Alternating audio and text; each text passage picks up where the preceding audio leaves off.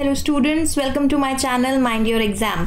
आज की इस वीडियो में हम देखेंगे कि प्लेसमेंट प्रिपरेशन का एक नया क्वेश्चन जिसमें आपको नेगेटिव और पॉजिटिव एलिमेंट्स गिवन है एक एरे में, और नेगेटिव एलिमेंट्स को आपको फ्रंट पे लाना है और सारे पॉजिटिव एलिमेंट्स को पीछे लेके जाना है, लेकिन इन ऑर्डर। मतलब ऑर्डर ऑफ द एलिमेंट्स, अगर -1 पहले आ रहा है ओरिजिनल एरे में और -3 बाद में आ रहा है, तो सॉर्ट करने के बाद या फिर रीअरेंज करने के बाद भी आउटपुट में -1 और -3 का यही ऑर्डर रहना चाहिए। पहले -1 आना चाहिए, फिर -3। तो आपको दो चीज़ें करनी है इस प्लेसमेंट प्रिपरेशन क्वेश्चन में। नंबर 1, सारे नेगेटिव एलिमेंट्स को एक साथ आगे लाना है एरे में, और सारे पॉजिटिव एलिमेंट्स को एरे के एंड में लेके जाना है। लेकिन आपस में एलिमेंट्स जिस ऑर्डर में ओरिजिनल एरे में प्रेजेंट थे, सारे नेगेटिव एलिमेंट्स उसी ऑर्डर में रिजल्ट में भी प्रेजेंट होने चाहिए, और पॉजिटिव के लिए भी ये ट्रू होना चाहिए। तो सबसे पहले देखेंगे क्या क्या अलग अलग अप्रोचेस हैं इस प्रॉब्लम को सॉल्व करने की। एक बेसिक ब्रूट फोर्स अप्रोच, फिर कैसे एक बेटर डेटा स्ट्रक्चर यूज करके आप उस अप्रोच को बेटर बना सकते हैं, और क्या है बेस्ट अप्रोच जो कि ऑप्टिमल सॉल्यूशन आपको दे सकती है कम टाइम और स्पेस कॉम्प्लेक्सिटी में। तो लॉजिक देखेंगे, पाइथन का कोड भी देखेंगे, ताकि आप बाकी लैंग्वेजेस में भी अगर कोड करना चाहे तो आपको एक बेसिक स्टार्टिंग पॉइंट इस पाइथन कोड से मिल सके। और लास्ट में तीनों अप्रोचेस का टाइम और स्पेस कॉम्प्लेक्सिटी एनालिसिस भी करेंगे। तो पहले अप्रोच के साथ स्टार्ट करते हैं। अगर आपके पास ये गिवन एरे है, तो सबसे पहले, जैसे मैं हमेशा कहती हूँ, कोई भी क्वेश्चन इंटरव्यू में पूछा जाए तो अपना बेस्ट सोल्यूशन कभी सबसे पहले नहीं देना, क्योंकि आप जैसे जैसे आंसर देंगे इंटरव्यू उसी तरीके से आगे बढ़ेगा। तो हमेशा स्टार्ट कीजिए एक बेसिक अप्रोच के साथ, एक ब्रूट फोर्स अप्रोच के साथ, जिसकी टाइम कॉम्प्लेक्सिटी या स्पेस कॉम्प्लेक्सिटी या फिर उसमें यूज होने वाला डेटा स्ट्रक्चर को आप इंप्रूव कर पाए अगली अप्रोच में। ठीक है, तो पहला सॉल्यूशन जो दिमाग में आता है वो है कि एक एक्स्ट्रा एरे यूज कर लो, यानी एक्स्ट्रा स्पेस यूज कर लो, जितना ओरिजिनल एरे है उसी साइज का, और ओरिजिनल एरे को एक एक करके ट्रेवर्स करो, उसके एलिमेंट्स को एक एक करके ट्रेवर्स करो, और फिर जैसे जैसे नेगेटिव एलिमेंट्स आते जाए, पहले सारे नेगेटिव एलिमेंट्स नए वाले एरे में डाल दो, और फिर दूसरा लूप लगा के, यानी दूसरी बार जब आप मूव करो एरे पे, तो उस ट्रेवर्सल में सारे पॉजिटिव एलिमेंट्स पे आप सारे पॉजिटिव एलिमेंट्स को अपने नए वाले एरे में डालते जाओ। तो देखते हैं कि एक अप्रोच कैसे वर्क करेगी। सबसे पहले मैं दो वेरिएबल्स ले रही हूँ, कोई भी आप नाम ले सकते हैं। मैं ले रही हूँ i और j। सबसे पहले i और j की इनिशियल वैल्यू असाइन करेंगे, जो कि होगी दोनों की 0। i से हम स्टार्ट करेंगे, लूप यूज करेंगे जो कि i को अलग अलग वैल्यूज देगा। कहाँ से कहाँ तक? i स्टार्ट होगा 0 से और जाएगा ओरिजिनल एरे के लास्ट इंडेक्स तक, यानी लेंथ -1 तक। और फिर पहले लूप में क्या होगा, जब i की वैल्यू 0 है, हम चेक करेंगे कि क्या इस i की पोजीशन पे जो एलिमेंट आ रहा है वो नेगेटिव है। यस, -12 नेगेटिव एलिमेंट है, तो उसे डायरेक्टली प्लेस कर देंगे अपने नए वाले एरे में। फिर i को आगे बढ़ाएंगे, i की वैल्यू हो गई अब 1। हमने चेक किया कि i की लोकेशन पे जो एलिमेंट प्रेजेंट है, क्या वो नेगेटिव है? नहीं। इस केस में डायरेक्टली हम i को एक इंक्रीमेंट कर देंगे और कुछ चेंज नहीं करेंगे नए एरे में। फिर जब नेक्स्ट i की वैल्यू हुई i = 2 इंडेक्स वैल्यू, फिर हमने दोबारा चेक किया, यहाँ पे हमारा i की लोकेशन पे प्रेजेंट एलिमेंट नेगेटिव है, तो हमने इस एलिमेंट को उस लोकेशन पे प्लेस कर दिया जो फर्स्ट एम्प्टी लोकेशन है न्यू एरे में। अब न्यू एरे को आप j इंडेक्स से मेंटेन कर सकते हैं। j की जो भी वैल्यू है करंटली, उस वैल्यू पे आप नेगेटिव एलिमेंट स्टोर कराओगे जो आप ओरिजिनल एरे से लेके आ रहे हो। तो यहाँ पे पहली बार j की वैल्यू थी 0, तो हमने -12 स्टोर करा दिया था 0 पे। फिर j को इंक्रीमेंट कर दिया, j की वैल्यू हो गई 1, तो अब जो -13 है वो स्टोर होगा j की इंक्रीमेंटेड वैल्यू पे, यानी 1 इंडेक्स वैल्यू पे, और j को हम एक और इंक्रीज कर देंगे, j = 2 हो जाएगा, ताकि अगर और कोई नेगेटिव एलिमेंट हमारे पास आता है तो वो अब j इक्वल टू 2 इंडेक्स पे स्टोर होगा न्यू एरे में। ठीक है, अब i जब हमारा इस इंडेक्स का काम खत्म हो गया, -13 को हमने स्टोर कर दिया, i को हमने इंक्रीमेंट करा, i हो गया अब -5 पे पॉइंट कर रहा है, i की वैल्यू है 3। क्योंकि -5 भी नेगेटिव एलिमेंट है तो डायरेक्टली हम इसे उस पोजीशन पे प्लेस कर देंगे जो j की वैल्यू है। j की वैल्यू थी 2, अब j को और इंक्रीज कर देंगे, j की वैल्यू हो जाएगी 3, है ना। अब 3 एलिमेंट j की वैल्यू हो गई है 3, i की वैल्यू को हम इंक्रीमेंट कर देंगे और i अपनी लास्ट वैल्यू लेगा जो कि इस एरे के लिए है 4। यहाँ पे पॉजिटिव एलिमेंट स्टोर्ड है तो फिर यहाँ पे कोई चेंज नहीं होगा और i की ये वाला लूप यहाँ पे टर्मिनेट हो जाएगा या खत्म हो जाएगा क्योंकि और कोई एलिमेंट नहीं बचा इस लूप में। अब ये था पहला लूप जो रन करेगा जिसमें हमने i और j वेरिएबल्स यूज करे हैं। देखो अब i का काम तो खत्म हो गया लेकिन अभी j को हमें एज इट इज रखना है क्योंकि j जब सारे नेगेटिव एलिमेंट स्टोर हो चुके हैं तो j की हमारी करंट वैल्यू ये बता रही है कि थर्ड इंडेक्स पोजीशन से न्यू एरे में अब आपको पॉजिटिव एलिमेंट स्टोर करना शुरू करना है। तो ये था हमारा लूप जो हमने जिसकी हेल्प से नेगेटिव एलिमेंट्स को स्टोर कराया। अब दूसरा हमारा सेम ही लूप चलेगा from 0 to the length of the array, यानी सारे एलिमेंट्स के लिए दोबारा से हम एक लूप चलाएंगे जो कि अब चेक करेगा कि जो करंट एलिमेंट हम देख रहे हैं वो पॉजिटिव है तो स्टोर करा दो। ठीक है, तो अब यहाँ पे देखते हैं, यहाँ पे मैं एक बार इरेज कर देती हूँ जो करंट मार्किंग्स है मैंने i की जो कर रखी है ताकि आपको कंफ्यूजन ना हो। अब हमें क्या करना है, हमें चलाना है अपना सेकंड लूप। सेकंड लूप के लिए सपोज मैं वेरिएबल लेती हूँ k। ठीक है, k में अगर यहाँ पे मैं लिख देती हूँ k का लूप चलेगा, k की इनिशियल वैल्यू होगी 0 जो कि इंडेक्स 0 है और लास्ट वैल्यू होगी length of the array -1। Length of the array है 5 और -1 यानी 4 तक चलेगी k की वैल्यू। तो k इनिशियली जब इंडेक्स वैल्यू 0 पे है तो हमने चेक किया k पे कौन सा एलिमेंट है -12, ये पॉजिटिव एलिमेंट नहीं है तो k को बस इंक्रीमेंट कर दो। k पे अब इंडेक्स वैल्यू 1 पे जो एलिमेंट प्रेजेंट है वो पॉजिटिव एलिमेंट है तो इस एलिमेंट को डायरेक्टली स्टोर कर दो जो लोकेशन j पे, मतलब जिस लोकेशन पे j पॉइंट कर रहा है। तो j कौन सी लोकेशन पे पॉइंट कर रहा है, इंडेक्स 3 पे पॉइंट कर रहा है न्यू एरे में, है ना। तो अब इस लोकेशन पे हम 11 स्टोर कर देंगे और j को इंक्रीमेंट करेंगे, साथ ही साथ k को भी इंक्रीमेंट करेंगे। k की नई पोजीशन पे हमने देखा नेगेटिव एलिमेंट है तो हमें स्टोर नहीं करना है क्योंकि k वाले लूप में हम पॉजिटिव एलिमेंट स्टोर कर रहे हैं और ये नेगेटिव एलिमेंट्स हमने पिछले लूप में ऑलरेडी स्टोर कर दिए हैं अपने नए एरे में। नेक्स्ट जब k को इंक्रीमेंट करा, इंक्रीज करी उसकी पोजीशन 1 से, अगेन एक नेगेटिव एलिमेंट आया तो हमने ये भी इग्नोर करके हम आगे बढ़े और लास्ट में एक जो पॉजिटिव एलिमेंट आया है वो वापस से j जहां करेंटली पॉइंट कर रहा है उस लोकेशन पे स्टोर हो जाएगा। ठीक है, तो फाइनली आपको आपका सॉल्यूशन मिलेगा न्यू वाले एरे में।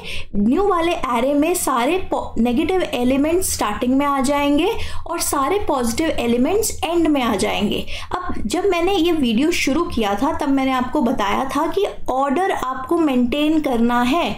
मतलब अगर ओरिजिनल एरे में पहले -12 आ रहा है, फिर -13 और फिर -5, तो इसी ऑर्डर में आपको नेगेटिव एलिमेंट्स लाने हैं नए वाले एरे में भी। और यहाँ पे ये हम कंडीशन फुलफिल कर पा रहे हैं। ऐसा नहीं आप कर सकते कि पहले -5 लिख दिया, फिर -13 लिख दिया, फिर -12, नहीं, वो तो बहुत आसान होगा, है ना।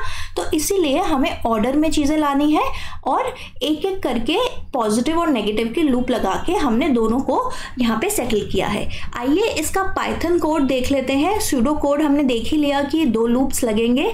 आप अगर पाइथन में कोड कर रहे हैं तो एक बार ये देख लेते हैं कि कैसे आपको लिखना है कोड। यहाँ पे मैंने एक फंक्शन डिफाइन किया है पाइथन में जिसका नाम रखा है मैंने नेगेटिव्स। इसमें मैंने एरे पास किया है जिस एरे पे जो एरे हमारे पास है जिस पे हमें वर्क करना है। ठीक है, अब सबसे पहले क्योंकि मुझे फाइंड आउट करना है कि एरे की क्या लेंथ है तो मैंने यहाँ पे length of the array find out करी है और n नाम के वेरिएबल में मैंने इसे स्टोर कराया है। जो मेरा नया एरे है मुझे वो सेम ओरिजिनल एरे के साइज का चाहिए तो मैंने यहाँ पे नन मल्टीप्लाइड बाय n लिखा है, मतलब n साइज का नया एरे क्रिएट करो और हर उसके एलिमेंट को इनिशियली कौन सी वैल्यू दे दो, नन वैल्यू। तो यहाँ पे अगर 4 साइज का मेरा ओरिजिनल एरे था तो एक नया एरे 4 साइज का ही क्रिएट होगा और उसके चारों एलिमेंट्स में सब इनिशियली वैल्यू होगी नन। आप यहाँ पे कुछ भी वैल्यू दे सकते हैं, लेकिन ऐसी वैल्यू दीजिए इनिशियल वैल्यू जो कि ओरिजिनल एरे के एलिमेंट से मैचिंग ना हो, कंफ्यूज ना करे। ठीक है, अब हम स्टार्ट करते हैं अपना काम। हमने यहाँ पे j को एक वेरिएबल लिया है जिसे 0 वैल्यू इनिशियली असाइन करी है। फिर हम अपना फर्स्ट लूप रन कर रहे हैं नेगेटिव एलिमेंट्स के लिए। ये लूप कहाँ से जाएगा, स्टार्टिंग ऑफ लोकेशन यानी 0 से n तक यानी एंड ऑफ द एरे तक। फिर हम चेक कर रहे हैं कि जो भी करंट एलिमेंट है जहां i अभी पॉइंट कर रहा है जिस इंडेक्स पे, क्या वो नेगेटिव है यानी क्या वो लेस देन 0 है। अगर हाँ तो नए एरे में उसको असाइन कर दो j वाली लोकेशन पे और असाइन करने के बाद j को 1 से इंक्रीमेंट कर दो। ठीक है, तो ये लूप पूरा चल जाएगा, सारे एलिमेंट्स चेक करेगा एक एक करके, जितने भी नेगेटिव एलिमेंट्स आते जाएंगे वो न्यू एरे में आप असाइन करते जाओगे। अब इसके बाद हमें पॉजिटिव एलिमेंट्स चेक करने हैं, तो पॉजिटिव एलिमेंट्स के लिए भी मैंने एक और लूप लगाया है। अगेन लूप वेरिएबल नाम मैंने सेम दिया है, आप कुछ भी रख सकते हैं अपनी चॉइस का। ये लूप भी स्टार्टिंग ऑफ द एरे से end of the original array तक चलेगा। अब यहाँ पे हम देख रहे हैं कि करंटली i वाली पोजीशन पे जो एलिमेंट है अगर वो पॉजिटिव है तो न्यू एरे की करंट j पोजीशंस पे असाइन कर दो। अब आप यहाँ पे देखिए इन दो लूप्स के बीच में कहीं भी j की वैल्यू को हमने वापस से 0 नहीं किया है। j की वैल्यू जो इस लूप के एंड में होगी वही इस लूप के स्टार्टिंग में आएगी, तभी कॉन्टिन्यूएशन में नेगेटिव एलिमेंट्स के बाद पॉजिटिव एलिमेंट्स आएंगे, है ना। तो यहाँ पे अब हमने j पे असाइन करके j की वैल्यू को इंक्रीमेंट करा है और लास्ट में जब ये लूप फिनिश हो जाता है उसके बाद अपना न्यू एरे प्रिंट कराया है जो कि हमारा आउटपुट होगा। तो अगर आपका ओरिजिनल एरे ये है जिसमें कुछ इस तरीके के एलिमेंट्स हैं, पॉजिटिव और नेगेटिव एलिमेंट्स दोनों, तो उस केस में आपको ये आउटपुट मिलेगा। सबसे पहले सारे नेगेटिव एलिमेंट्स आएंगे, -12 आएगा, फिर -13, फिर -5, -7 और -3। और आप यहाँ पे देख सकते हैं इसी ऑर्डर में सारे नेगेटिव एलिमेंट्स आ रहे हैं और लास्ट में -6 भी आएगा।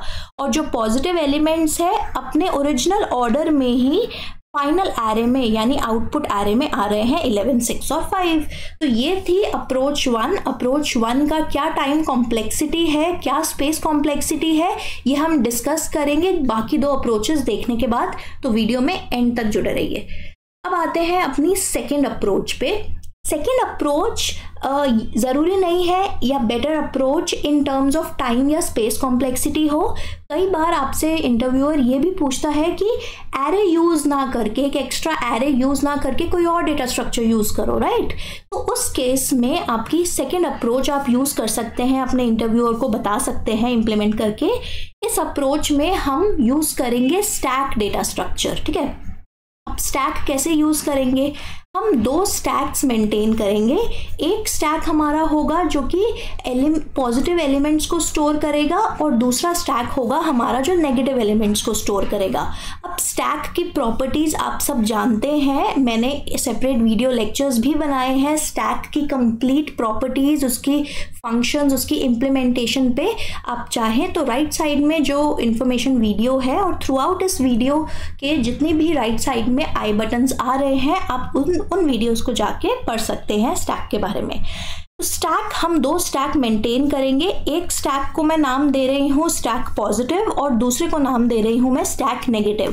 अब करना क्या है, करना यह है कि ओरिजिनल एरे में एक एक करके एलिमेंट्स को रीड करना है और जैसे जैसे पॉजिटिव एलिमेंट्स आते जाए वो पॉजिटिव स्टैक में आपको पुश करते जाने हैं और जो नेगेटिव एलिमेंट्स आते रहे वो नेगेटिव एरे में आपको पुश करते रहने हैं। और जब दोनों स्टैक फुल हो जाए यानी ओरिजिनल एरे के सारे एलिमेंट्स कंप्लीट हो जाएं, दोनों में से एक एक किसी स्टैक में असाइन हो जाए, उसके बाद आप एक एक करके रिमूव करेंगे सबसे पहले positive elements, stack positive stack से एलिमेंट्स रिमूव करेंगे और ओरिजिनल एरे में डालेंगे, और उसके बाद नेगेटिव स्टैक से एलिमेंट्स रिमूव करेंगे और फिर उस ओरिजिनल एरे में डालेंगे। अब किस ऑर्डर में आपको रिमूव करना है वो उसका लॉजिक मैं 2 मिनट बाद, जब ये इम्प्लीमेंटेशन, जब ये कॉन्सेप्ट खत्म होगा, तब आपको ज़्यादा क्लियरली समझ आएगा और मैं एक बार फिर से एक्सप्लेन करूँगी।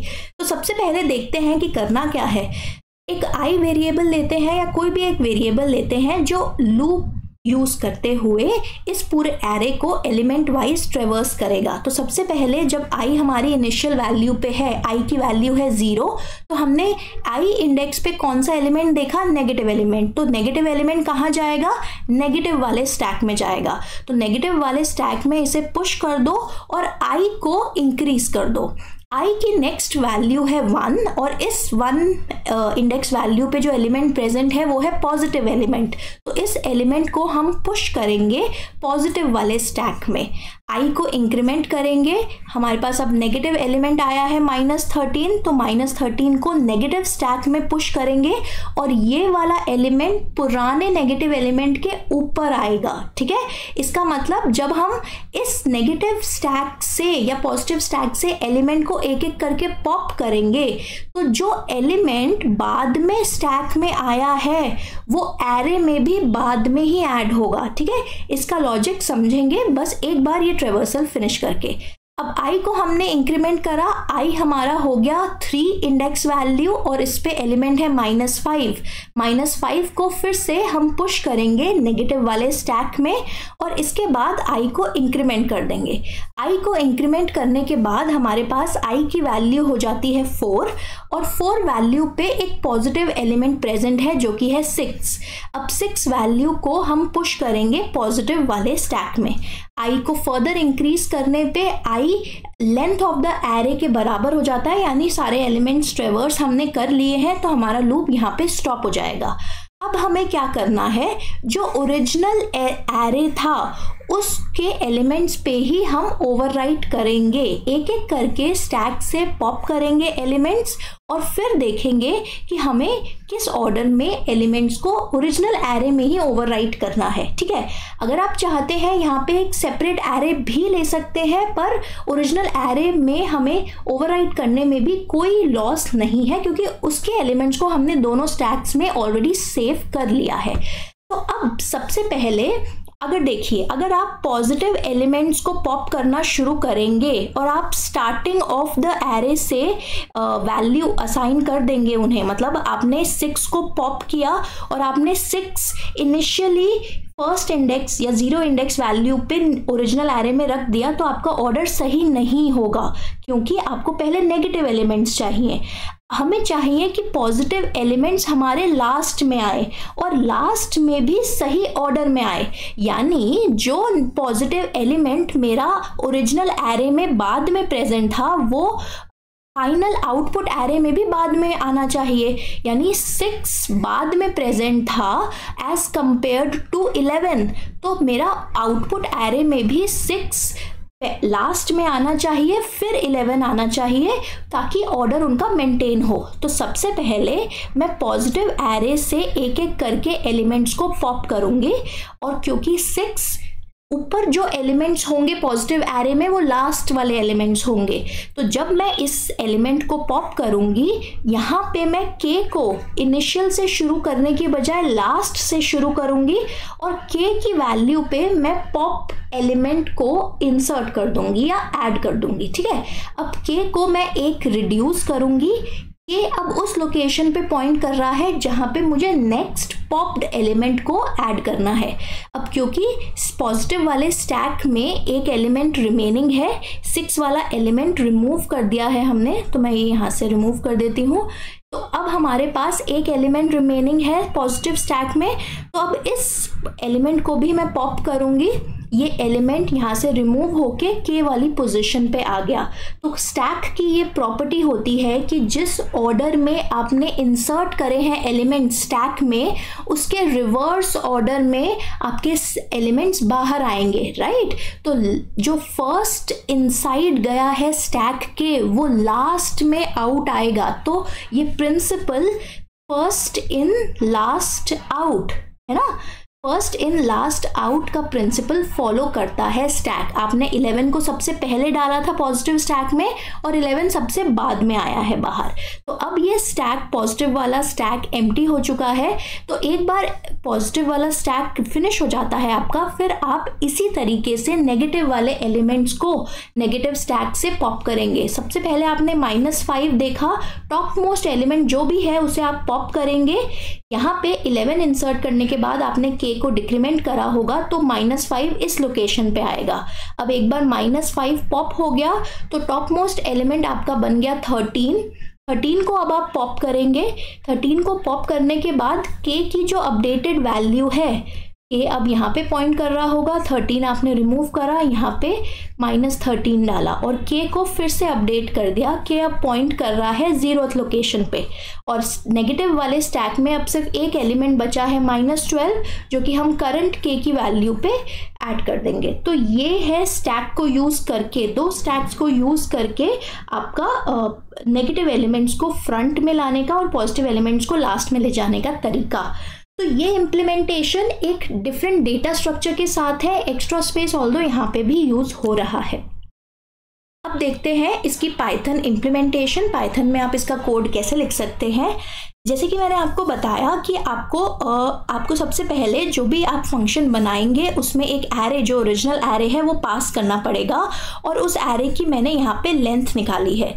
लेंथ मैंने इसलिए यहाँ पे फाइंड आउट करी है क्योंकि जो दो स्टैक मैं क्रिएट करूँगी उनकी मैक्सिमम साइज यही n साइज होगा। क्योंकि ऐसा भी हो सकता है, जैसे कि मैं हमेशा बोलती हूँ कि आपको ट्रिक करने के लिए इंटरव्यूअर आपको ऐसा एरे दे जिसमें सारे नेगेटिव एलिमेंट्स हो या सारे पॉजिटिव एलिमेंट्स हो, तो उस केस में एक कोई स्टैक ऐसा होगा जो एम्प्टी होगा और दूसरा स्टैक सारे n एलिमेंट्स को कंटेन करेगा, यानी n साइज का होगा।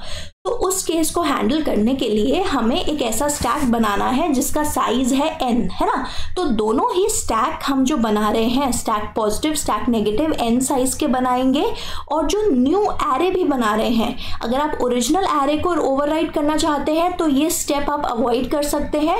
अगर आप न्यू एरे बनाना चाहते हैं तो वो एरे भी n साइज का ही होगा। तो अब हमने क्या किया, ओरिजिनल एक लूप लगाया जो कि ओरिजिनल एरे पे मूव करेगा, एक एक करके एलिमेंट्स को पिक करेगा। अगर वो एलिमेंट जो करंटली हम देख रहे हैं वो नेगेटिव है तो उसके बाद तो उस एलिमेंट को हम नेगेटिव स्टैक में अपेंड कर देंगे या पुश कर देंगे। और अगर वो एलिमेंट जो हम देख रहे हैं अभी करंट जो ओरिजिनल एरे में, अगर वो एलिमेंट पॉजिटिव है तो हम पॉजिटिव वाले स्टैक में उसे पुश कर देंगे या अपेंड कर देंगे मतलब लास्ट में ऐड कर देंगे, है ना। तो अब एक बार हमारे दोनों स्टैक फुल हो गए, फुल यानी पॉजिटिव वाले में सारे पॉजिटिव एलिमेंट्स आ गए, नेगेटिव वाले में नेगेटिव एलिमेंट्स आ गए। अब हमें पॉप करने का प्रोसेस शुरू करना है। तो जब तक सबसे पहले हमें पॉजिटिव स्टैक को पॉप करना है एक एक करके एलिमेंट्स को, तो जब तक पॉजिटिव स्टैक एम्प्टी नहीं हो जाता। अब आप ये कैसे चेक करेंगे कि एम्प्टी है या नहीं। देखो, इनिशियली आपने जो पॉजिटिव स्टैक बनाया था उसमें सारे एलिमेंट्स की वैल्यू नन असाइन करी थी, है ना। तो जब आप एक एक करके एलिमेंट्स को रिमूव करोगे और लास्ट में कोई एलिमेंट नहीं बचेगा तो आप ये चेक कर सकते हो कि करंटली स्टैक में कोई वैल्यू है या फिर नन वैल्यू है। तो जब तक आपका पॉजिटिव स्टैक एम्प्टी नहीं हो जाता, एक एक करके उसके एलिमेंट्स को पॉप करो। उस एलिमेंट को पॉप करके किसी एक वेरिएबल में स्टोर कराओ और उस एलिमेंट जो आपने पॉप करा है वो न्यू वाले एरे में ऐड कर दो, यानी जे वाली लोकेशन पे ऐड कर दो। अब देखो, जे यहाँ पे हमने n-1 असाइन किया था, लास्ट से हमें शुरू करना है। तो इसीलिए सबसे पहला जो एलिमेंट आएगा पॉजिटिव एलिमेंट स्टैक से पॉप आउट होके वो लास्ट इंडेक्स वैल्यू पे स्टोर होगा न्यू एरे में। और फिर हम यहाँ पे जे को एक कम कर देंगे, 1 रिड्यूस इसलिए कर रहे हैं ताकि जो नेक्स्ट एलिमेंट हम स्टोर करें वो जे की अपडेटेड इंडेक्स वैल्यू पे करें। अब जब सारे पॉजिटिव एलिमेंट स्टैक से रिमूव हो गए हैं तो हम नेगेटिव स्टैक पे आएंगे, एक एक करके उसके एलिमेंट्स को पॉप करेंगे और वो पॉप्ड आउट एलिमेंट को स्टोर करेंगे अपने न्यू एरे में, और न्यू एरे में स्टोर करने के बाद जे को रिड्यूस कर देंगे। तो यही प्रोसेस है जो मैंने आपको इससे पहले ड्राई रन में भी समझाया था। अगर ये आपका एरे है तो आपका आउटपुट वही होगा जैसे कि लास्ट अप्रोच में भी था। ये है आपकी सेकेंड अप्रोच जिसमें हमने एक एक्स्ट्रा स्टैक दो एक्स्ट्रा स्टैक यूज करे हैं और एक एक्स्ट्रा एरे आपकी मर्जी है, आप यूज करना चाहें या ना करना चाहे। स्पेस कॉम्प्लेक्सिटी पे कोई फर्क नहीं पड़ेगा, आप ओरिजिनल एरे पे भी ओवरराइट कर सकते हैं। अब आते हैं हमारी थर्ड अप्रोच पे जो कि है एक ऑप्टिमल वर्जन या एक बेटर वर्जन। क्यों? क्योंकि ये मर्ज सॉर्ट पे बेस्ड है। मर्ज सॉर्ट बेसिकली ओरिजिनल जो मर्ज सॉर्ट होता है उसको मैंने एक सेपरेट वीडियो में एक्सप्लेन किया है। इससे पहले भी हमने मर्ज सॉर्ट की मॉडिफिकेशंस पे क्वेश्चन करे हैं, आप जाके मर्ज सॉर्ट की वो वीडियो देख सकते हैं, मैं लिंक यहाँ पे दे दूंगी। अब मर्ज सॉर्ट का हमें प्रोसीजर ज़्यादा कुछ चेंज नहीं करना है, बस हमें ये ध्यान रखना है कि मर्ज करते टाइम पे जब हम एलिमेंट्स सॉर्टेड ऑर्डर में इंसर्ट कर रहे हैं एरे में तो सबसे पहले नेगेटिव एलिमेंट्स आएंगे और उसके बाद पॉजिटिव एलिमेंट्स आएंगे। तो एक एक करके देखते हैं कि कैसे मर्ज और मर्ज सॉर्ट वर्क करेंगे। सबसे पहले डिवाइड स्टेप होगा, यानी ओरिजिनल एरे को हम ब्रेक करेंगे दो इक्वल या ऑलमोस्ट इक्वल पार्ट्स में। तो अगर हमारा ये डिवीजन होती है -12, 11 और -13, क्योंकि ये ऑड नंबर एलिमेंट्स हैं तो एक साइड पे ज़्यादा एलिमेंट्स आएंगे, और ये हमारा एरे दूसरा होता है -5 और 6, क्योंकि ये एरेज दोबारा फर्दर डिवाइड हो सकते हैं। तो यहाँ पे फर्दर डिवीजन के बाद आपके पास आ जाएंगे -12 और 11 और यहाँ पे आ जाएगा -13। इसको फर्दर डिवाइड कर सकते हैं, यहाँ पे दो सिंगल एलिमेंट के एरेज आ जाएंगे -12 और 11। ये सिंगल एलिमेंट का एरे ऑलरेडी है, इसे फर्दर डिवाइड नहीं किया जा सकता, बट इस पार्ट को हम फर्दर डिवाइड कर सकते हैं। यहाँ पे एक आ जाएगा -5 और एक दूसरा एरे एलिमेंट आ जाएगा 6। अब ये तो डिवाइड स्टेप है, डिवाइड स्टेप में हम जनरली चेंज नहीं करते, कॉन्कर या मर्ज स्टेप में और कंबाइन करते वक्त हम चेंज करेंगे। अब चेंज क्या होगा? देखो, आपने एक टेम्परेरी एरे लेना है हर स्टेप में जिसमें आपको स्टोर कराने हैं ये एलिमेंट्स, और फिर आपको इन एलिमेंट्स को उन टेम्परेरी एरे से लेके कंपेयर करना है ताकि आप फिर सॉर्टेड आउटपुट एरे में राइट कर सको, जैसे कि ओरिजिनल मर्ज सॉर्ट में भी होता है। अब करना क्या है? ये आपका लेफ्ट वाला एरे हो गया, ये आपका राइट वाला एरे हो गया। सॉर्टेड ऑर्डर में आप कैसे चेक करोगे? सबसे पहले आप चेक करोगे कि क्योंकि ये सिंगल एलिमेंट्स है और ये सॉर्टेड एलिमेंट्स है, सिंगल एलिमेंट हमेशा सॉर्टेड होता है अपने में, तो हमने देखा कि लेफ्ट साइड में जितने भी नेगेटिव एलिमेंट्स आ रहे हैं उन्हें पहले सॉर्टेड एरे में लिख दो और उसके बाद चेक करो राइट साइड में जितने भी नेगेटिव एलिमेंट्स हैं उन्हें लिख दो। अगर राइट साइड में कोई नेगेटिव एलिमेंट नहीं है तो वहीं पे स्टॉप हो जाओ, वापस से लेफ्ट साइड वाले एरे में आओ और उसके सारे पॉजिटिव एलिमेंट्स लिखो। फिर उसके बाद राइट साइड के सारे पॉजिटिव एलिमेंट्स लिखो। तो मैं यहाँ पे लिख देती हूँ। सबसे पहले आपको क्या करना है, लेफ्ट साइड के सारे नेगेटिव एलिमेंट्स सॉर्टेड एरे में लिखने हैं। फिर उसके बाद क्योंकि पहले हमारे सारे नेगेटिव एलिमेंट्स सॉर्टेड एरे में पहले आने चाहिए, तो राइट साइड वाला जो आपका पार्ट है उसके सारे नेगेटिव एलिमेंट्स आपको सॉर्टेड एरे में लिखने हैं। जब सारे दोनों साइड के नेगेटिव एलिमेंट्स फिनिश हो जाए फिर आपको पॉजिटिव एलिमेंट्स लिखना शुरू करना है, और पॉजिटिव एलिमेंट्स भी सही ऑर्डर में लिखना है। तो लेफ्ट वाले पॉजिटिव एलिमेंट्स पहले आएंगे, फिर राइट साइड वाले पॉजिटिव एलिमेंट्स आपको सॉर्टेड एरे में लिखने हैं। अब देखो, सबसे पहले हमने लेफ्ट साइड वाले एरे को देखा। लेफ्ट साइड में सारे नेगेटिव एलिमेंट्स हमने इस सॉर्टेड एरे में कॉपी कर दिए। एक ही एलिमेंट था तो -12 यहाँ पे आ गया। फिर यहाँ पे राइट साइड में कोई नेगेटिव एलिमेंट नहीं था तो हमने कुछ नहीं यहाँ से कॉपी किया। उसके बाद हम वापस से लेफ्ट साइड पे आए, क्या कोई इसमें पॉजिटिव एलिमेंट था? नहीं, तो कुछ नहीं होगा। अब जब हम राइट साइड वाले एरे पे आए तो यहाँ पे एक पॉजिटिव एलिमेंट है, तो तब हमने इसे यहाँ पे कॉपी कर दिया। तो हमारा सॉर्टेड एरे हो गया -12 और 11। अब इस एरे को हम कंपेयर करेंगे इस वाले एरे के साथ, तो ये हमारा राइट एरे बन गया अब, और ये हमारा लेफ्ट एरे बन गया अब देखते हैं कि नेक्स्ट आइटरेशन में कैसे एक सॉर्टेड एरे बनेगा इन दो लेफ्ट और राइट एरेज को कंबाइन करके। तो अब हमारे पास टोटल 3 एलिमेंट्स आएंगे। सबसे पहले हमें क्या देखना है, लेफ्ट में कोई अगर नेगेटिव एलिमेंट है तो सारे नेगेटिव एलिमेंट को सॉर्टेड में डाल दो। लेफ्ट में कोई नेगेटिव एलिमेंट है, हाँ है, वो है -12, तो -12 को डाल दो। -12 के अलावा कोई और नेगेटिव एलिमेंट है नहीं, तो फिर राइट साइड वाले एरे में जाओ, राइट साइड के सारे नेगेटिव एलिमेंट्स को डालो सॉर्टेड एरे में। तो राइट साइड में एक ही नेगेटिव एलिमेंट है, वो है -13 को यहाँ पे डाल दो।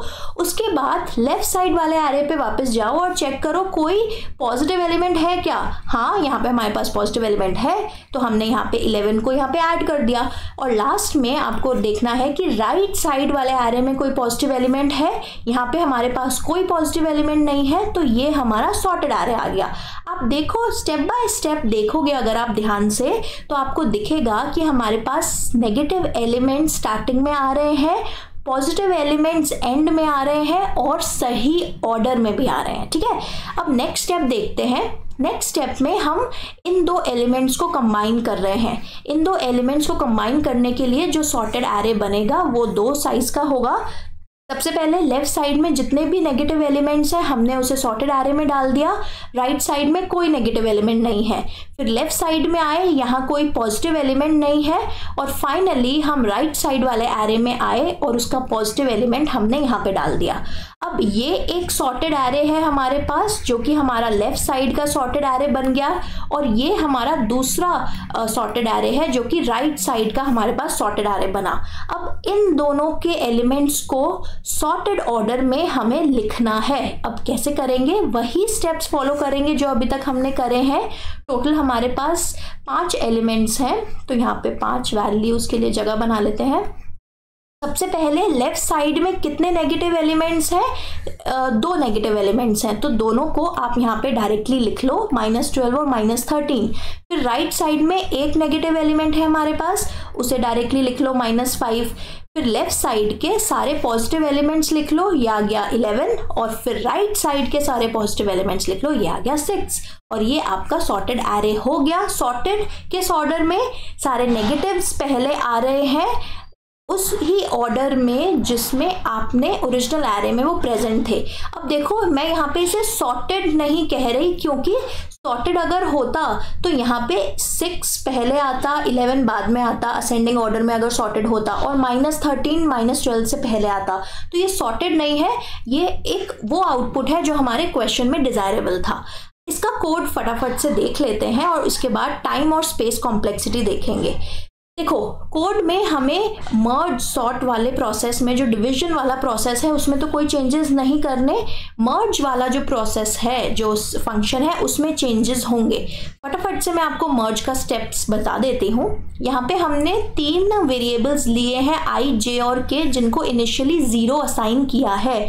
i और j लेफ्ट और राइट सब एरेज पे मूव करेंगे, और k वाला वेरिएबल आपके ओरिजिनल एरे पे मूव करेगा। ठीक है, हमने फाइंड आउट करा कि हमारे लेफ्ट और राइट साइज, जो लेफ्ट और राइट एरेज हैं, उनके साइजेस क्या हैं। तो मिड -लो +1, और ये आ जाएगा राइट या हाई -मिड। ये सेम कॉन्सेप्ट मैंने डिटेल में अपनी मर्ज सॉर्ट की वीडियो में बताया है, तो अगर आप चाहते हैं तो आप वो भी जाके इस प्लेलिस्ट में देख सकते हैं। तो अब इसके बाद जब हमें पता चल गई कि लेफ्ट एरे का क्या साइज है, राइट एरे का क्या साइज है, तो हमने लेफ्ट एरे में वो सारे एलिमेंट्स कॉपी कर दिए जो ओरिजिनल एरे में प्रेजेंट थे। कहाँ से कहाँ तक, 0 से स्टार्ट, लो से स्टार्ट होके मिड तक, और राइट साइड वाले एरे में हमने एलिमेंट्स कॉपी कर दिए कहाँ से कहाँ तक, एरे की मिड +1 से लेके हाई वैल्यू तक। तो हमने बेसिकली जो लेफ्ट और राइट सब एरेज थे उनमें एलिमेंट्स डाले हैं ओरिजिनल एरे से कॉपी करके, ताकि ओरिजिनल एरे में जब हम ओवरराइट करें सॉर्टेड या ऑर्डर में, जिस ऑर्डर में हमें आउटपुट चाहिए, तो ओरिजिनल एलिमेंट्स ना चेंज हो। ठीक है, अब हमारे पास 2 एरेज आ गए, एक है लेफ्ट एरे, लेफ्ट सब एरे, और एक है राइट सब एरे। अब ये सॉर्टेड नहीं है, किसी उस ऑर्डर में नहीं है जिसमें हमें आउटपुट चाहिए। तो अब हम क्या करेंगे, अब हम सबसे पहले लेफ्ट वाले एरे पे मूव करेंगे और देखेंगे जब तक हमारे पास लेफ्ट में नेगेटिव एलिमेंट्स आते रहते हैं तो एरे में उस नेगेटिव एलिमेंट को इंसर्ट कर दो, एरे का पॉइंटर और लेफ्ट वाले का पॉइंटर यानी k और i को इंक्रीमेंट कर दो एक एक करके। जैसे ही ये लूप खत्म होगा यानी लेफ्ट साइड में अब कोई नेगेटिव एलिमेंट्स नहीं बचे, अब हमें राइट साइड के नेगेटिव एलिमेंट्स पे लूप लगाना है और सारे राइट साइड वाले नेगेटिव एलिमेंट्स को एरे में असाइन करना है।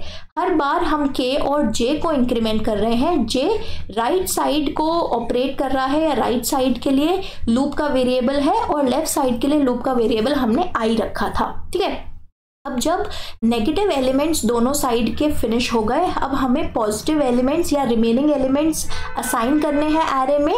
तो n1 यानी लेफ्ट वाले एरे के सारे एलिमेंट्स को और एरे में ओरिजिनल एरे में कॉपी कर दो और फिर उसके बाद जब उसके सारे पॉजिटिव एलिमेंट्स फिनिश हो जाए तो आपके राइट वाले एरे के सारे रिमेनिंग एलिमेंट्स एरे में ओरिजिनल एरे में कॉपी कर दो।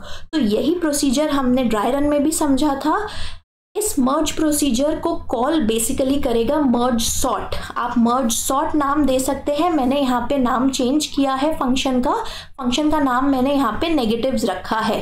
कॉन्सेप्ट सेम है, जब तक एरे डिविजिबल है यानी उसे फर्दर दो पार्ट्स में डिवाइड किया जा सकता है, उसमें एटलीस्ट दो एलिमेंट्स हैं, तो आप क्या करोगे, मिड कैलकुलेट करोगे। मिड यहाँ पे आप ऐसे भी कर सकते हो, मिड आप लो प्लस हाई डिवाइडेड बाय 2 भी कर सकते हो, राइट। तो उस केस में आपका यहाँ पे सेम ही मिड वैल्यू कैलकुलेट होगी, या फिर आप राइट साइड यानी हाई वैल्यू जो है उसमें से 1 सबट्रैक्ट करके भी कर सकते हो। यहाँ पे आपने फिर नेगेटिव की रिकर्सिव कॉल करी है, नेगेटिव जो कि लेफ्ट साइड वाले एरे पे कॉल हो रहा है और फिर राइट साइड वाले एरे पे कॉल हो रही है। और जब इन दोनों का रिजल्ट सॉर्टेड या जिस ऑर्डर में हमें चाहिए जिसमें सारे नेगेटिव्स पहले हों और उसके बाद पॉजिटिव्स हों, तो हमें जो वो रिजल्ट मिल रहा है वो हम मर्ज फंक्शन की हेल्प से कंबाइन कर रहे हैं। यहाँ पे ओरिजिनल एरे अगर आपका ये था, आप जब नेगेटिव कॉल करेंगे तो आपके पास वही सेम आउटपुट आएगा जो हमने अभी तक देखा है। अब आइए चेक कर लेते हैं टाइम कॉम्प्लेक्सिटीज तीनों अप्रोचेस की और उसके बाद स्पेस कॉम्प्लेक्सिटी।